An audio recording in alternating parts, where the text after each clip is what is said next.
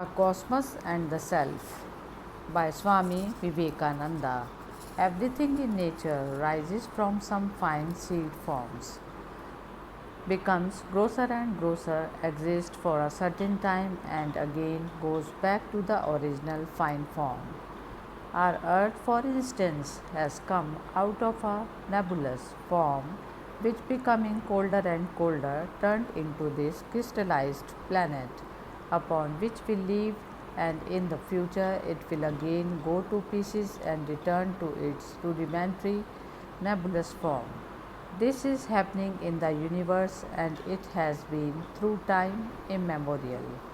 This is the whole history of man, the whole history of nature, the whole history of life. Every evolution is preceded by an evolution. The whole of the tree is present in the seed, its cause.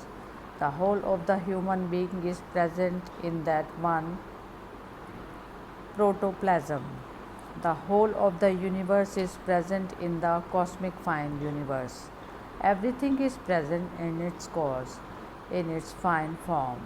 This evolution or gradual unfolding of grosser and grosser forms is true, but each case has been preceded by an involution.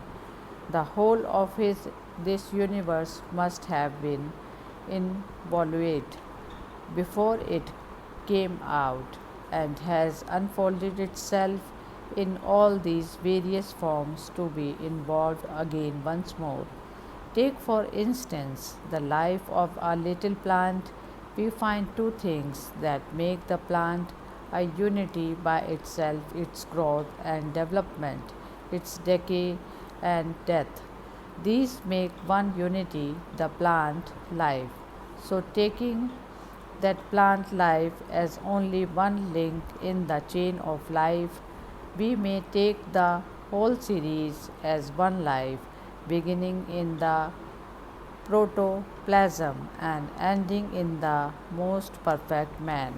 Man is one link, and the various beasts, the lower animals, and plants are other links.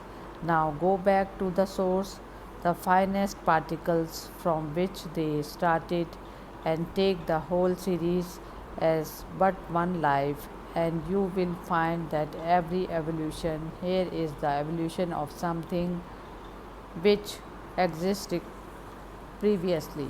Where it begins, there it ends. What is the end of this universe? Intelligence, is it not? The last to come in the order of creation, according to the evolutionist, was intelligence. That being so, it must be the cause, the beginning of creation also. At the beginning, that intelligence remains involved, and in the end, it gets evolved. The sum total of the intelligence displayed in the universe must therefore be the involved universal intelligence unfolding itself, and this universal intelligence is what we call God, from whom we come and to whom we return, as the scriptures say. Call it by any other name, you cannot deny that in the beginning there is that infinite cosmic intelligence. What makes a compound? A compound is that in which the cause have combined and become the effect. So these compound things can be only within the circle of the law of causation. As far as the rules of cause and effect go, so far can we have compounds and combinations. Beyond that, it is impossible to talk of combinations, because no law holds good therein. Law holds good only in that universe which we see, feel, hear, imagine, dream, and beyond that we cannot place any idea of law.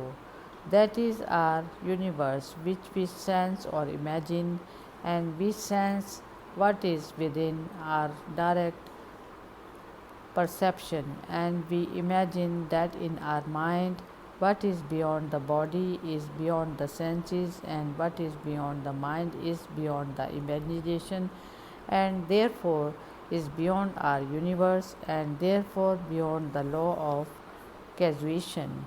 The self of man, being beyond the law of causation, is not a compound, is not the effect of any cause, and therefore is ever free and is the ruler of everything that is within law.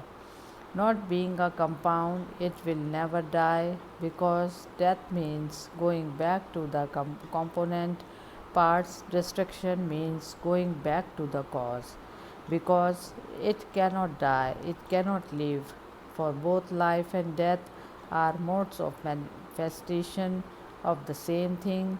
So the soul is beyond life and death.